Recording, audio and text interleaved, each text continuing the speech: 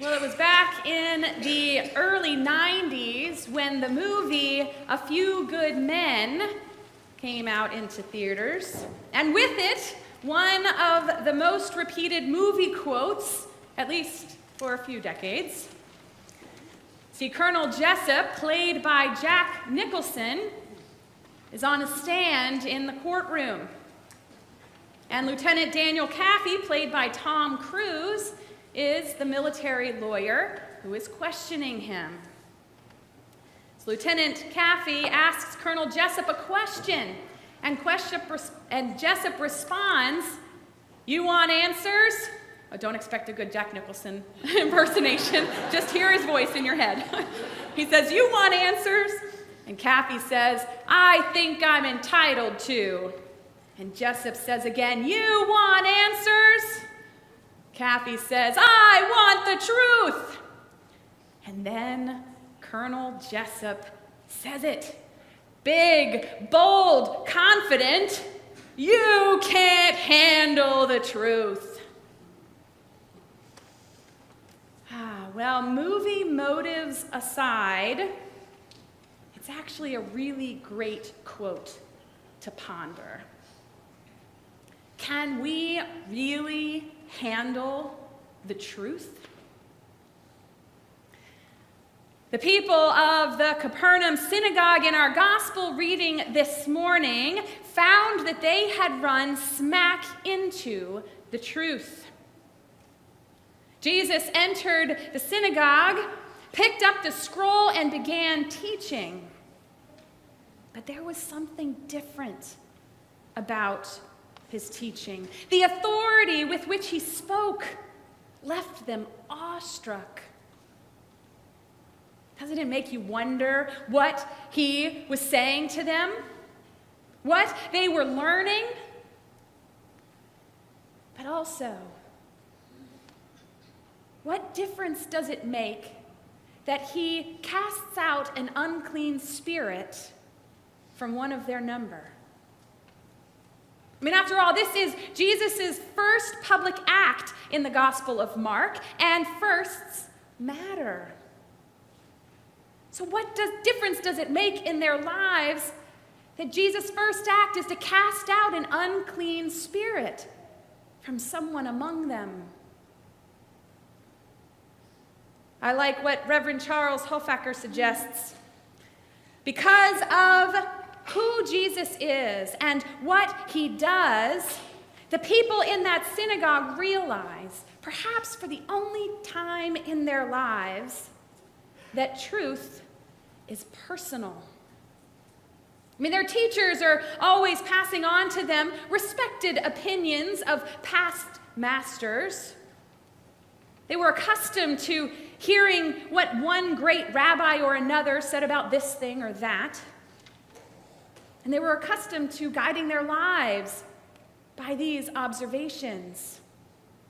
They had been used to being offered a truth that was definable and defendable. But that particular day, Jesus appears in their synagogue, and they find that the truth is not a what? Like an inheritance left over from the past, or something that they must keep stored away, wrapped up in tissue paper. They experience the truth as a who, a living, breathing man whose face they can recognize and whose actions they cannot control. They experience the God who would cross into spaces and places that no one else is willing to go and get personal.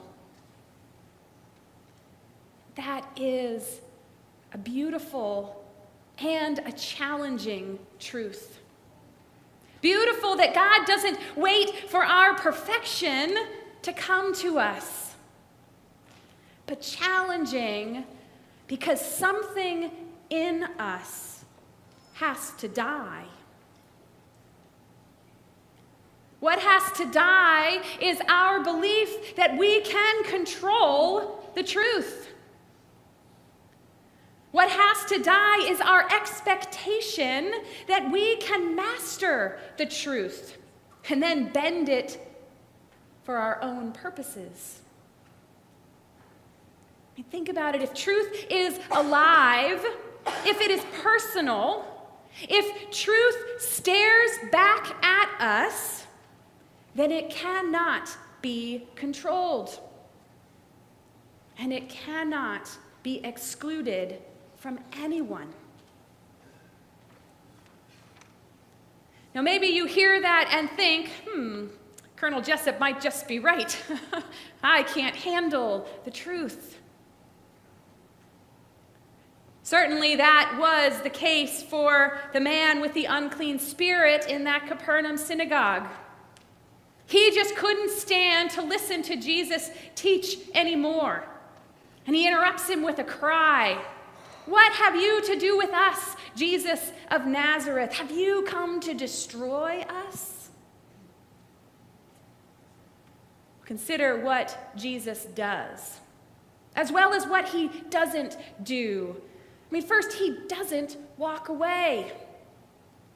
Jesus lets the man interrupt him. And we hear that time and time again throughout Scripture, how people interrupt Jesus' teachings, his travels, his itinerary. And Jesus lets them, because Jesus always remains present with those who are hurting. What have you to do with us, Jesus of Nazareth? Everything. Jesus also doesn't condemn the man. He doesn't send him away or otherwise call to everyone's attention his faults or his failings. He doesn't say, "How dare you?" or "Who do you think you are?" Have you come to destroy us, Jesus of Nazareth? No, Jesus says. I have come to set you free. And he does. Jesus heals him. The truth of God's love stares him in the face and loves him and heals him. Now, of course, the truth is that this man with the unclean spirit is all of us. I mean, too often in the church, we identify evil as out there, and the good is in here. But that's dangerous, because it creates an unjust and rather unchristian dichotomy that has been and continues to be used to harm and to exclude, even subconsciously. Look again at verse 23. It says, "There was in their synagogue a man with an unclean spirit."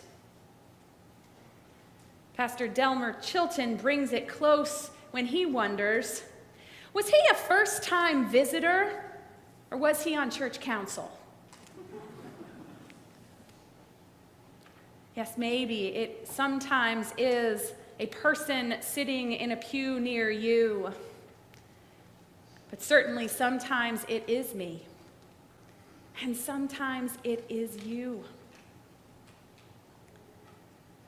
Consider the Russian novelist and ardent Orthodox Christian Alexander Solzhenitsyn, who said something to the effect that the line between good and evil does not go between countries or empires or religions or political systems. The line between good and evil goes right down the middle of every human heart. But the good news is that Jesus comes to remove the unclean spirits from all of us, to attack that line that goes down the middle of our hearts. Pastor Chilton goes on to say, like the man with the unclean spirit, we often wish the holy would leave us alone to live lives of selfishness and materialism and devotion to the pleasures of the flesh. But as the demons in our story recognize, Jesus, the living Word, has come to us on a mission of destruction with an agenda of anarchy. The Word comes to tear down the walls that separate us. The Word comes to break the chains that keep us in bondage to badness. The Word comes to wipe out the disease of the soul that keeps us from knowing God's love and from loving each other. Yes, the living Word, which is the Christ, comes to destroy. But He destroys in order to rebuild, reconstruct, recreate, remake us in the image of Christ. That is the truth. The truth is that Jesus' inaugural act in Mark was to confront evil, to take on the demons that possess us, to cast out and silence the forces that attempt to sway us toward idolatry and blasphemy, to reclaim our existence as children of God. Jesus came to bring the reign of God into places where other reigns try to claim us and the world around us. Do you believe this truth? Can you handle this truth?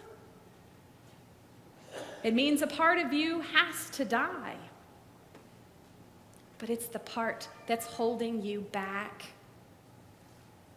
So let it die. And then go. Go live as if you believe God's truth is alive and personal and unifying.